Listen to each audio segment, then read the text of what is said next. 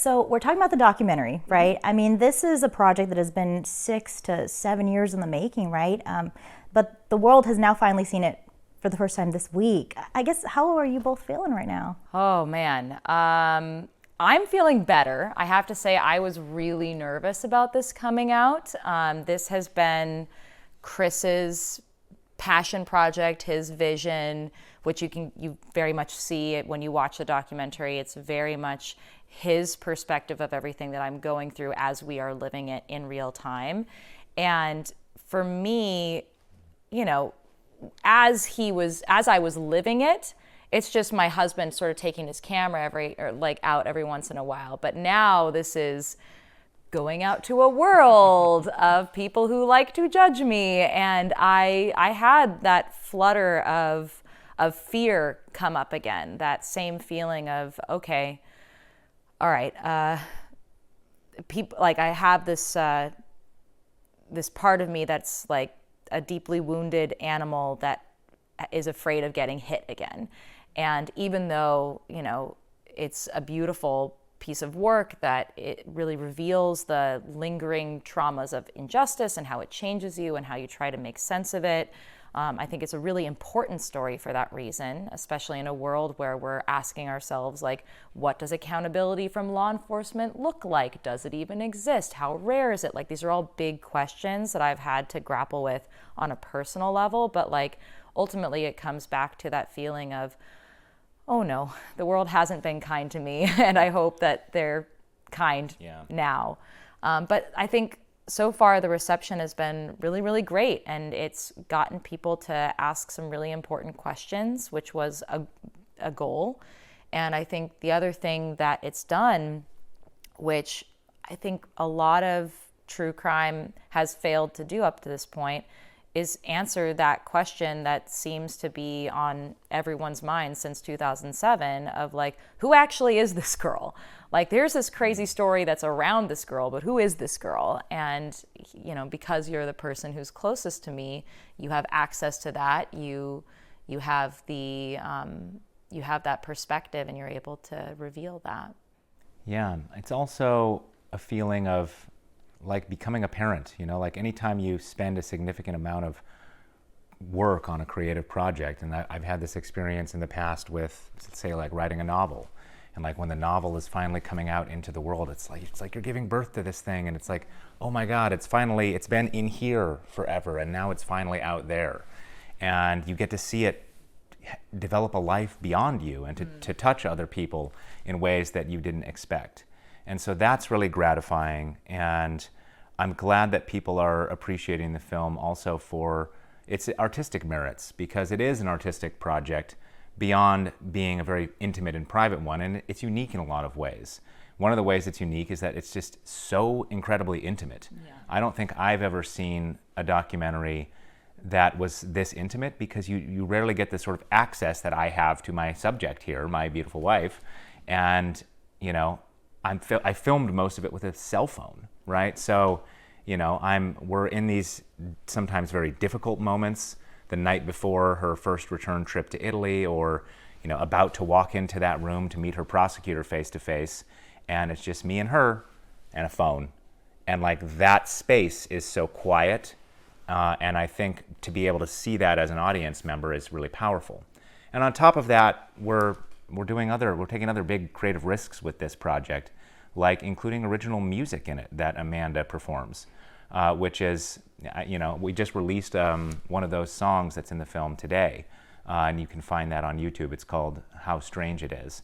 And so there's a blend here of a kind of Amanda's artistic vision coming out through the music, my artistic vision in shaping this narrative and being the voice and the narrator of it. But at its heart, it's a lot of really intense verite footage of some really difficult moments in this journey that Amanda has gone on to take agency for the first time over a story that has defined her life since 2007. And speaking of that, I mean, you touched upon it just a minute ago, but, you know, we've all seen different documentaries and news headlines about you, Amanda, right? But we're getting a glimpse of her from your perspective as her husband, through your eyes. What made you want to do it? You know, I had fallen in love with this woman, and it was baffling to me that people could hate her. It was just insane. Like, who do you even hate? You hate some idea of a person that's not even real. You don't know who this human being is. You haven't met them. And I think at the beginning, I just wanted to reveal who I thought she really was in her complexity. And that's why I made a very conscious decision in Mouth of the Wolf to begin the film with introducing you to Amanda, and to me and Amanda as a couple, to our love story, to her childhood, before getting into the case and the history and this long trauma, this cloud that's been hanging over her. Because that matters, and it's a part of her as well. But she's also a mom and a writer and a singer. She's all these other things. She's a person who's so strong and a person who's deeply wounded. She's both of those at once. And so it felt like my main mission was just to reveal that complexity of this human being. And as the film progressed, you know, we didn't really know what we were making at the beginning. It just felt like this idea of returning to Italy was presented to Amanda through the Italy Innocence Project. And I saw how terrified she was and yet how determined she was. And I could tell something momentous was happening. And we didn't really know what it was. But that developed through that first trip into her extending an olive branch to the man who sent her to prison. And it got even more momentous. And I realized that, like, this isn't just about Amanda. This is a bigger story about accountability from law enforcement, from prosecutors, which is why we included interviews with other wrongly convicted people in this film to try and show the context that Amanda isn't the only person who's ever gone through this, nor is she the only other person who's wanted to hear acknowledgement of harm from the people who harmed her. That's something we all want on just a human level, right? Whether you've been in the criminal justice system or not, we all have experienced difficulties and obstacles, and we've been hurt by people, and sometimes our own family, right? Mm-hmm. And when I saw Amanda walk into that room with the man who had hurt her the most and choose to be kind to him, it just blew me away. And I thought, that's what I want to show people with this film. I want to show them a model of how you can approach the difficulties in your own life, whatever they might be, that holds firm to the truth and to your principles, and it holds people to account for what they've done, but also is done so with kindness and with compassion. And that's a hard tightrope walk that she's done, but I think it's a really valuable one that we can all learn from. I will say one thing also is that pretty early on, I encouraged you to embrace your subjectivity. Like, you couldn't just pretend to be a journalist who happened to have access to a lot of intimate footage, right? Like, I felt like the footage itself demanded that point of view. And also, I think from like a creator to audience standpoint, like, you are communicating more honestly with the audience when you're embracing that aspect of your POV. And I think that allowing people to have access to someone, not just through that objective, like, omniscient narrator lens, is actually really valuable. It's like acknowledging that there are lots of ways of approaching the same kind of, facts and personhood, and it's a valid point of view that people can relate to. It shows that the supposedly objective view is non-existent. Everyone has a perspective and a bias. Every filmmaker does, every journalist, every author. And so they might, step back and hide their name and their face and their identity. In documentaries, you usually don't see the person asking questions, right? They're just this disembodied voice who occasionally pops in if they really need it for the edit. And they regret needing it, Right? So they're always having restate the question, like that version of documentary filmmaking is one where the documentarian is attempting to say to their audience, here's the truth. It's not the truth through my eyes, it's just the truth. But there's always a lens. There's always a person's preconceived notions and their worldview that's coloring the thing that they're presenting to you. And so, yes, I had to lean into, this is my wife. I'm making a film about my wife. I have to own that from moment one. And that's why I think at the end of the film, I referred to it as a love letter. And I think that is a succinct description. This film is a love letter to Amanda. And it's all the ways that she has inspired and impressed me. And it also, caused difficulty between us. It's a fraught love letter because I'm also her support person and she's going on this difficult journey. And I kind of didn't fully consent to you turning this very difficult thing that I went through into content, right? As we're experiencing it, I'm just experiencing it. I'm right there. And the one thing that I did appreciate about this going through it was you forced me to articulate out loud what I was processing in real time and how I was conflicted, how I was having doubts, how I had questions. It wasn't just I've decided something and now it's happening. It's a very when you're dealing with harm and trauma, it's a battleground. There's a battleground happening inside of you, and he was like a war documentary in my personal battleground. And for that reason, I think it was also valuable because I really think it's important for people to understand how getting over something is not as easy as people would like to make it out to be, And, you faced things that I think most people can't imagine, right?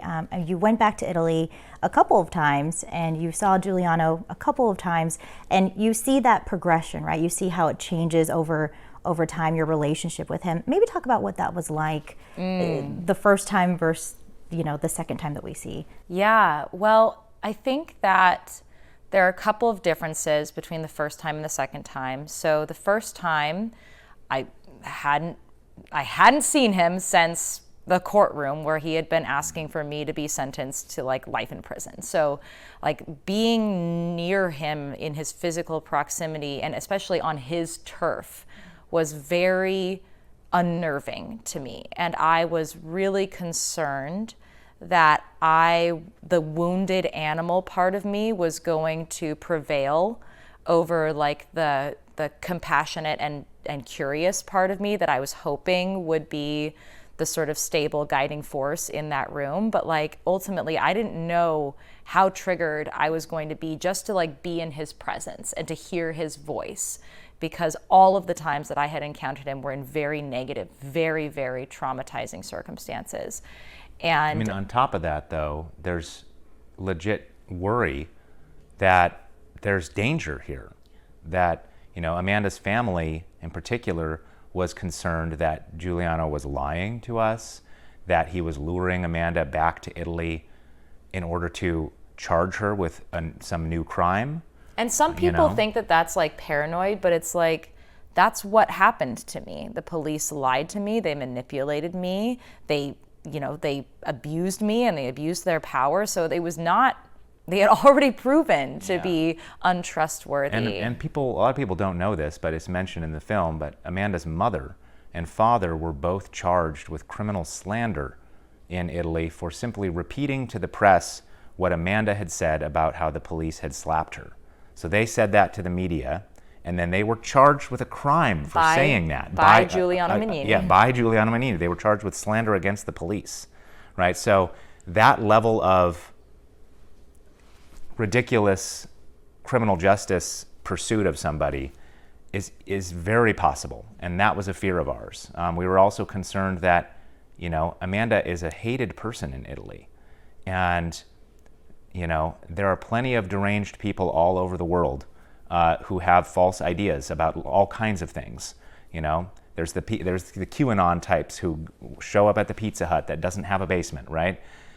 Amanda just happens to be the center of a conspiracy theory. And so we were not sure if she would be safe walking down the street. If she got recognized, would someone attack her even? That was a fear of ours on this first return trip. So, that we learned some things on those trips. And thank God that none of that materialized. So the first time I would say it was very cathartic because I had something on my chest that I was able to get off my chest. The way that encounter unfolded was surprising and encouraging. I came away feeling very buoyant and honestly like unstoppable. And then the second time was for a completely different reason. I was on trial again. And so I go into court fully expecting to be finally vindicated, and that does not pan out. And so I am in the middle of processing grief and anger and all of those emotions of like, okay, here's another injustice again, on it just doesn't stop. And the next day I go and sit down with him, and there was a little bit of an edge to me that second time. Like I was angry. I wasn't angry with him, but like, here's the person across from me who I never forget the things that he said about me in the courtroom. And so I brought it to his attention, and like I didn't, in both instances, I brought things to his attention. I brought the truth to the table and asked him to acknowledge it. And in both cases, he was able to go a certain amount and not further. The second time, he was able to go further than he had before. And it showed to me this truth that everyone is not just a static individual. They're not just stuck in time and stuck in their perspective. Like, we are all in evolution. We're all a process. That like this long fraught journey of building a relationship with him required that like I was able to hold a lot of conflicting feelings at the same time, sort of my disappointment and my rage and my hurt alongside my genuine, compassion for him, my genuine feelings of gratitude for him. He actually showed up. He didn't have to. Like I want to give people credit when credit's due. And so I know a lot of people and great, like I'm so glad we brought my mom into the making of this documentary, because she is the sort of counter perspective, right? Like that is not enough.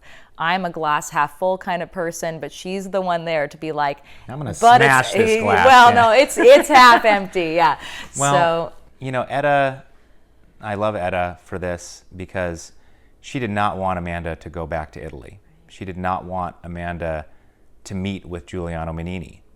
That's the man that stole her daughter away and threw her daughter in a cell for 4 years.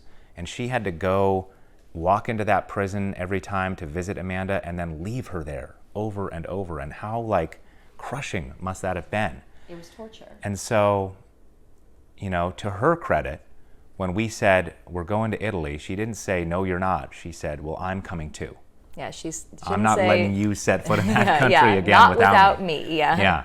And so, I totally respect and value her opinion on this too, which is that she's not in a place where she's ready to be in a room with Giuliano Menini or to forgive him or whatever you want to call that. She very firmly says, this man tortured my daughter, not good enough, And so seeing that against Amanda's perspective on all of this, I think is really illuminating. And it shows that both of these are different ways of looking at the harms of our past and at the people who have harmed us. Mm-hmm. And, everyone's at their own place and they're on this journey. And like maybe Etta will be at a place one day where she's willing to talk to someone like Giuliano Menini. Maybe she won't. Maybe Menini is going to continue to evolve as well, right? Like their relationship continues to this day, and it has evolved past the point at which I stopped filming for this documentary. He probably texted you today, I imagine, right? So I think it's also important to note that this relationship that is the subject of this film between Amanda and her one-time adversary is an evolving one, and it has evolved in the course of the film, and he gets to places there beyond what Amanda has been able to talk about in the past. So, she wrote a book last year, and we had the Twisted Tale of Amanda Knox miniseries on Hulu, which we both were executive producers on. And that story is pretty firmly anchored in the 2007 to 2011 era, the trial, the imprisonment. It does have a bookend that involves the return to Italy to meet the prosecutor, but this documentary is not just the true version of that scripted story. It goes further, and it shows how Mignini has continued to evolve and how their relationship has continued to evolve, which has led him to say some frankly shocking things on camera.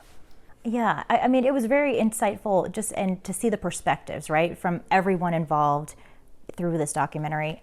I guess my question for you is, what made you want to do that in the first place? Why was it so important for you to see him? I mean, you got that initial letter, his response after you spoke at the Innocence, event, and some people I think might say, okay, well, that's good enough, right? Like that's validation. But for you, you kept this relationship, this ongoing communication with him, and then seeing him in person. I mean, maybe talk about that and why it was so important. Yeah, I definitely recognize that it seems counterintuitive and potentially even Stockholmy that I was eager to enter into confrontation, right? Like, you'd think that if you've been hurt, the last thing you would want to do would be to be in a room with the person who hurt you. Like, that intuitively makes sense.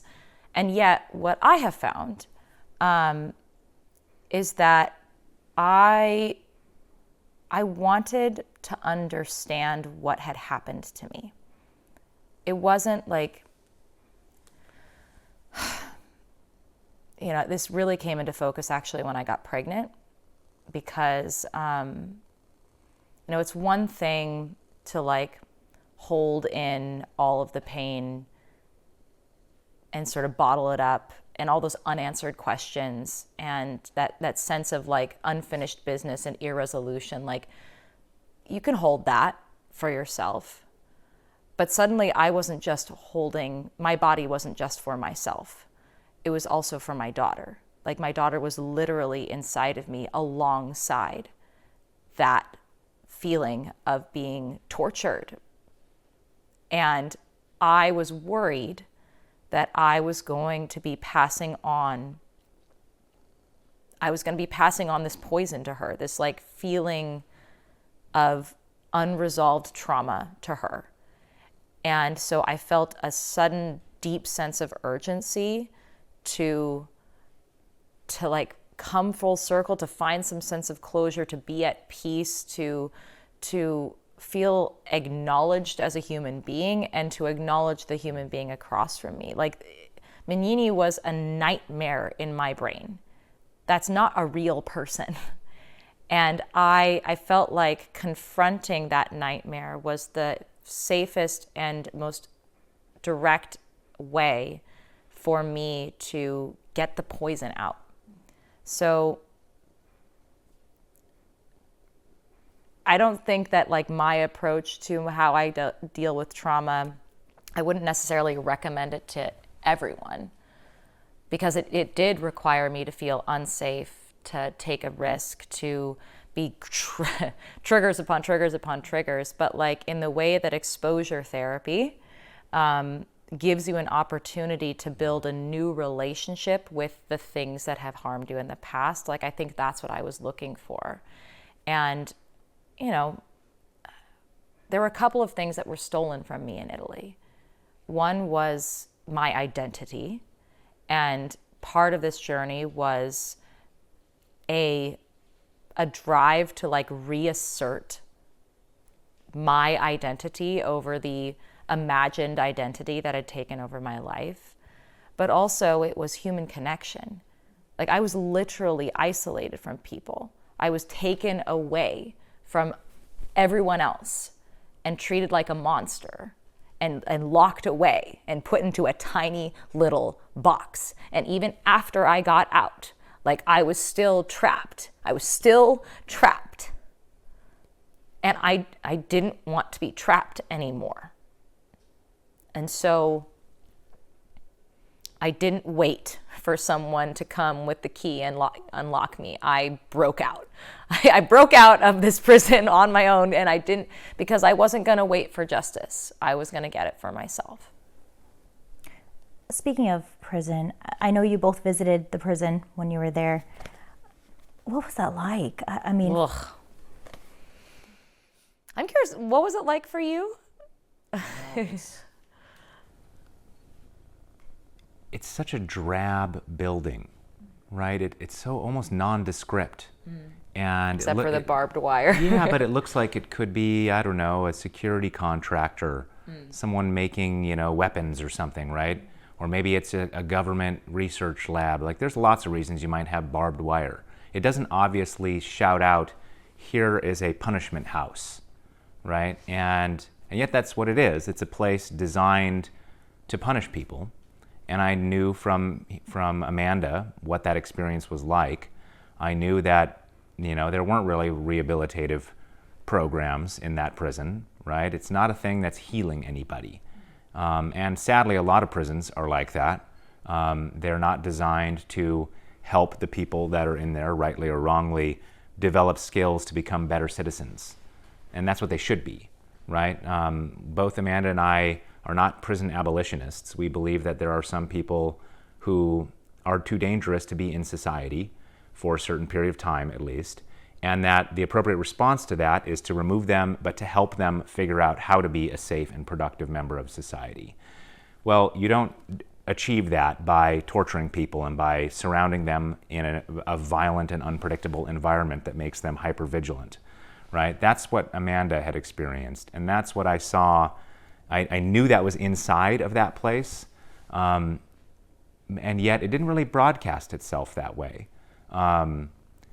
It was just a kind of like ugly, beige, almost corporate-looking stain on an otherwise beautiful Italian countryside. I mean, the crazy thing about this is, like, there's rolling hills of wheat fields and vineyards and like olive groves surrounding this place, fields of sunflowers.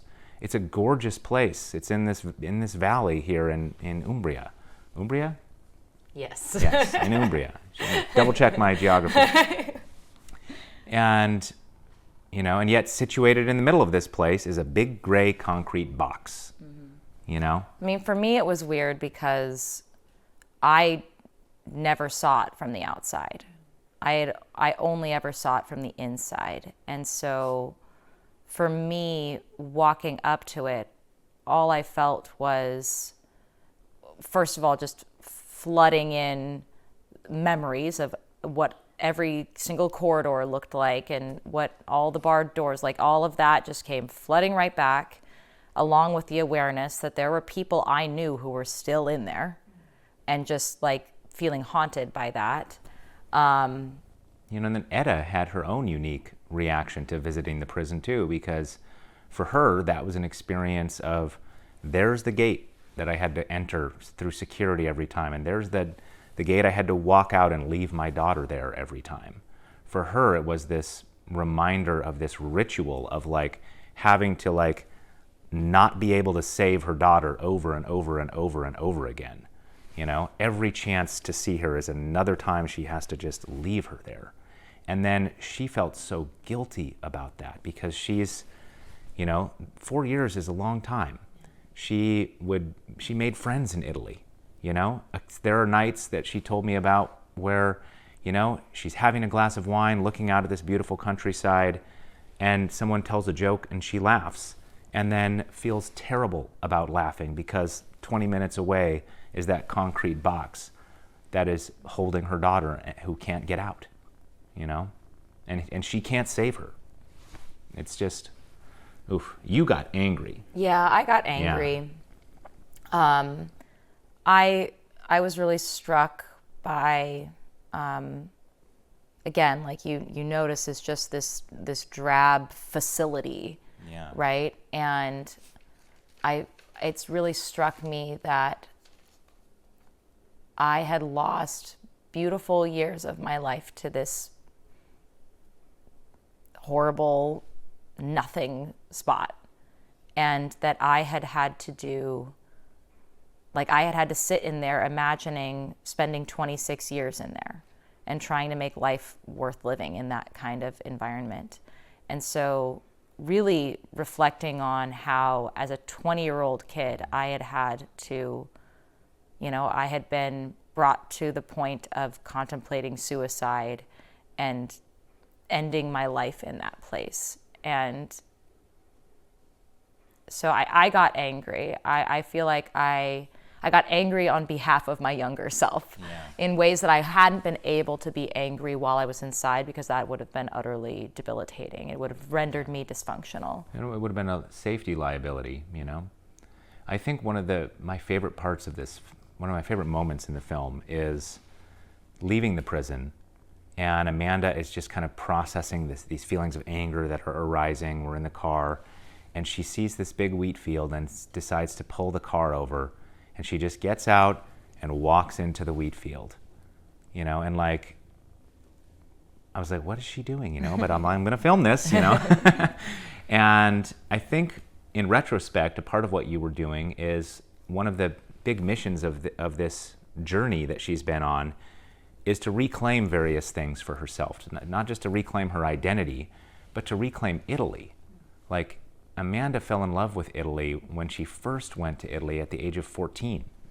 A lot of people don't know that she had been there before with her family, and she was reading about ancient Rome in her Latin textbook, and she went there because she loved the language, she loved the culture, she loved the food. Like, Italy's amazing. Most people have that sort of relationship with Italy, and that level of like appreciating the culture and feeling welcomed by the culture and being able to appreciate the beauty of that place, that was stolen from her when she was excommunicated and turned into the ultimate villain.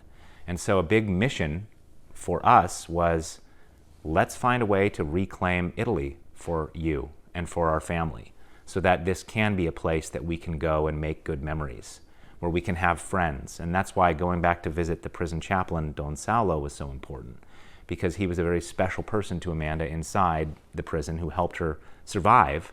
But also, he's getting older. We didn't want to not have a chance to connect with him again, And so I think we can say now, in the aftermath of this journey, like, we have quite a few friends in Italy, and we have made good memories there. And like, walking into that wheat field was you like embracing the beauty of that place, I think. Sure. I loved also how afterwards the chaplain and you kind of walked through the city, right? Yes. I thought Oh that was my a powerful God. He moment. insisted on that. Like, it was his idea. I mean, again, I had just been reconvicted, so I was not feeling safe or welcome at all. And yeah, there were newspaper headlines everywhere. Amanda Knox convicted. She's a liar, right? There's newsstands with giant, posters with that headline. And he was just like, nope, I want you to come visit my church, and we're going to go get ice cream, and I want to introduce you to my friends. And I was just like, bless you, Don Saulo. Yeah. Like, he really insisted on giving that back to me, and I'm just grateful to him for it. Like, he knew what he was doing. Mouth of the Wolf. I know it's explained in the documentary what it means, but for folks who may not have seen it yet or understand, maybe walk me through it. Yeah, it's the secret alt ending to Game of Thrones. No, like, no. Yeah, Mouth of the Wolf, that's like my one like creative credit to besides the music to it. I suggested Mouth of the Wolf as a title because in bocca al lupo, in the mouth of the wolf, is how you say good luck in Italian. It's like break a leg. And it's also a really beautiful metaphor for like, okay, but I'm also mouth of the wolf. I'm going into this really scary place that has harmed me. And then, fun fact, Giuliano's favorite animal is a wolf. And so like very often when he says, when he sends me a message, he'll punctuate it with a little wolf icon. And so wolves, like wolves have a different like. And of course, there's the mythological founding of Rome and the great wolf mother, right? The wolf is a very important animal in the kind of imagery surrounding Italy and Rome too. So, who is the wolf? Is it Italy? Is it Giuliano Manini? Maybe, right? I think that it's a call and response phrase, which is also interesting, that traditionally people say in bocca al lupo, in the mouth of the wolf, when they're wishing you good luck when you're about to do something difficult or scary. And then the response that people traditionally say is crepi il lupo, may the wolf die. So it's like, you're going to go into it's like the lion's den, right? But you're not going to be the one who's eaten. You're going to triumph. And so it's a fun phrase. It's a very Italian phrase. And it just felt right. This all stems from Meredith, right? Have you been in touch with her family at all? No. Both of her parents have passed since everything.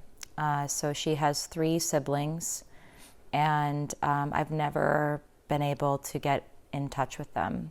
I've written them through their attorney and through journalists that I knew were in touch with them, but so far I've not received a response. And I get it. Like, that's not uncommon in wrongful conviction cases where, you know, the family of the original victim feels like they don't trust, or they're distant, or like for whatever reason they don't want to engage with the wrongly accused person. And so I get it. I mean, think about what it's like for them, right? Like, a terrible tragedy happens and the justice system steps in to try and hold people accountable and to deliver an answer to say, here's why this happened to your daughter and your sister. And they do that, but they deliver the wrong answer. And so, you know, you hold on to that answer as like the explanation for why you're surrounded by grief and tragedy. And then that answer gets ripped away from you. And you're told, well, there's a different answer, right? Like, anyone going through a situation like that is going to find it difficult. And it's psychological whiplash, but beyond that, I think the other thing that's really tragic about this story is that the truth of what actually happened to Meredith is like completely lost in the midst of all of the scandal around it. And that's one reason why I keep pushing for the truth to be acknowledged, because there should not be any confusion out there. Like, it is astonishing to me that there are still people who don't think they understand what happened, given the evidence that we have. And like, to this day even, and Giuliano a little bit feeds into this. I mean, with his like new, like recently he's been saying that he got a tip that maybe there's a new person who's involved. And there's just like this constant sense of like irresolution. But like, the facts are pretty clear. Like, someone broke into our house who had a history of breaking and entering and raped and murdered Meredith. And his name is Rudy Gaudet. Like, we know this with as much certainty as you could have in any criminal case. Like, his DNA is everywhere. He admitted to being at the scene. He fled the country immediately after the crime. Like, you know, that's so far beyond a reasonable doubt. Like, and of course it fits his own pattern, and it fits the pattern of how violent men perpetrate harm against women. You know, the kind of scenario presented at trial and in the media, what caught people's attention because it was so fantastically rare. Murder orgies are not a thing that ever happens, you know, but a single man attacking, raping, and murdering a single woman is a sadly common crime, right? And that story is boring in comparison to the crazy, fantastical story that was spun up. So, you know, and people also don't know that Rudy Gaudet is out of prison now. He was released after just 13 years, and he's now on trial again for sexual violence against another young woman. So, you know, people deserve to know the truth of that, and that's not a huge part of what Mouth of the Wolf is about, but we do talk a little bit about Rudy Gaudet, because the truth of what happened to Meredith, as Amanda said, it is very important for people to understand. And as long as there is confusion about that, that's further lack of resolution and closure for the Kerchers. So if you care about the Kercher family, you should care about people understanding what really happened to their daughter and their sister. I know you said you've reached out via letters and whatnot. I mean, do you have a message for them? What would you tell them if they were to be watching this? I would tell them that I am with them. I've been with them all along. like what happened to Meredith was horrible and never should have happened. And I grieve and think about her every day. Like her death touched my life and will always be a part of me. And the opportunity to like grieve alongside them and to really appreciate like how profoundly a person can be important to just a huge spiderweb network of people, how that like the violent removal of a beautiful person from all of us, it has irrevocable like traumas that have ripple effects. Like we are all bound together, and I care about them and I care about the truth. And I hope that one day we can see that we're not that different. What do you hope folks will get out of this documentary once they watch it? What do you want them to come away with? I hope one is that people appreciate that when they, like what happens in true crime that you see just on every, like how many true crime documentaries are out there, how many podcasts, like these are the worst experiences of real people's lives. And if we're lucky and have survived them, our lives also continue on and we continue to be impacted by it. And so I feel like recognizing that like this is a human, like there are human consequences to these stories and how they're told. There's also like our justice system is broken. Like I think we're all seeing that now with like people not trusting law enforcement out on the street and feeling like they're going to be gunned down by the people who are there to protect them. Like we should not feel like this. And there should be transparency and there should be honesty and there should be accountability. And so really like putting that front and center and saying, what does it take to get justice for ourselves? Like we can't just sit back and wait. But on the flip side, like someone asked me if there's a person who's going through something really terrible, what would you say to them? And I would say, and this is going to sound super counterintuitive, I mean, the first thing I would say to them is that you matter. Like, even if the entire world is telling you that you don't matter, they're wrong. You do matter. You are alive. You are a person. You matter. Beyond that, I would give the advice to that person who finds themselves in that helpless situation to stay curious. I think that it's really like when we're afraid, we close up, we close off. But when you're curious about the world and about other people, and yes, even the people who are harming you, that gives you access to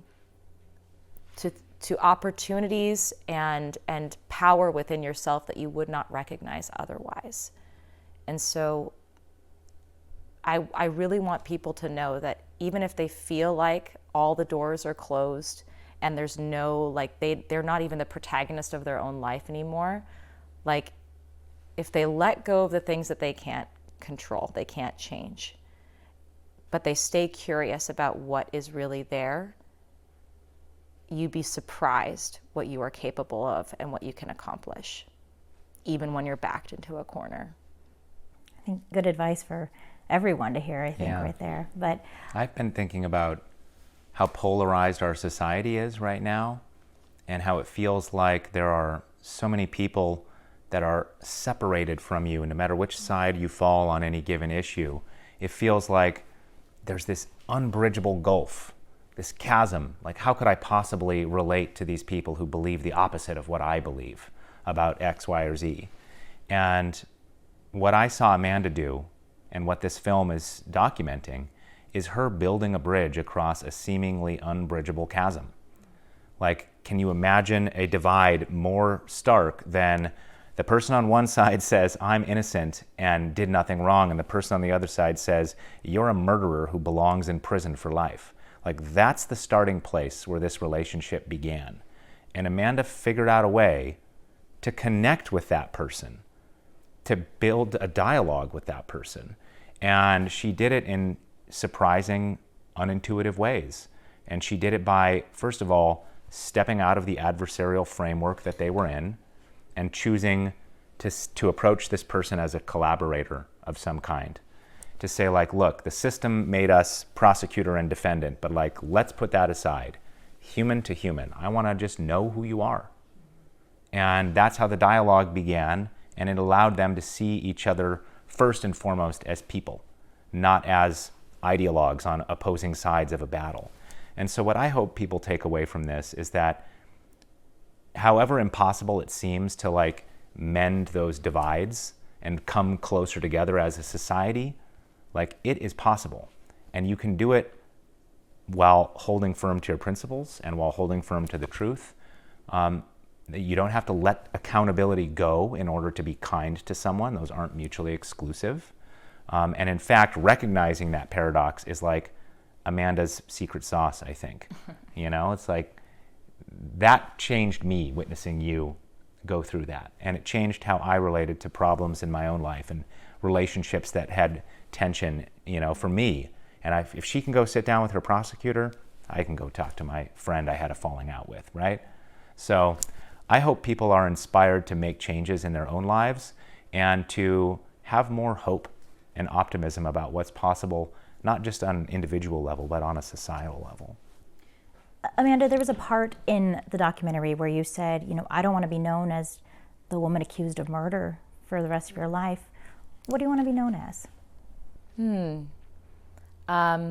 mean, I would love to be known for the work that I do, for what I actually put out into the world. And this is a beautiful document that shows how I'm not a quitter, that's for sure.